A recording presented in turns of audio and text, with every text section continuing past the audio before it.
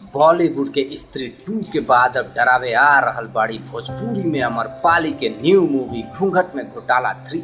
Trailer देख के लागत बा कि हंसी, रोमांस और हॉरर के जबरदस्त मिक्सचर बा। एकदम तड़का लाग गई बा भाई तीनों के। भोजपुरी फिल्म घूंघट में घोटाला 3 निरहुआ प्रोडक्शन हाउस के बैनर तले बन रहल बा। घूंघट में घोटाला 3 के ट्रेलर यूट्यूब के चैनल निरहुआ म्यूजिक वर्ड पे रिलीज हो गई बा। 3 मिनट 44 सेकंड की ट्रेलर में एगो कपल के कहानी बा जे प्यार में बा, जल्दी शादी करे के सोचत बा। बाकी बनारस से लंदन पहुंच जाले एगो चुड़ैल जे हीरो से प्यार करेले। अब ये अनोखा लव ट्रायंगल में का होई, का उ लोग भूतनी से छुटकारा पाइए, ई तो फिल्म रिलीज होने की बादे पता चली। फिलहाल तो ट्रेलर देखी और एकदम मजा लूटी। ये ट्रेलर में आपके का देखे लायक बा? तब भूत जे बनारस से लंदन पहुंच जाले, पूरा माहौल हिल जाला।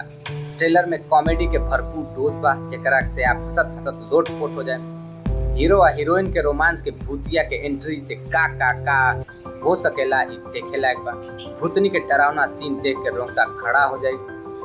ट्रेलर देख के लागता कि बार कुछ धमाल होखे वाला बा। भोजपुरी फिल्म में अमरपाली दुबे लीड रोल में नजर आई है।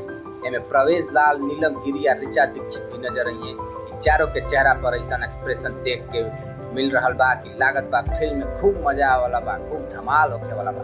तो फिल्म 15 अगस्त के रिलीज होता। तब तक के लिए धन्यवाद। फिर मिलल जाई एगो नया वीडियो में।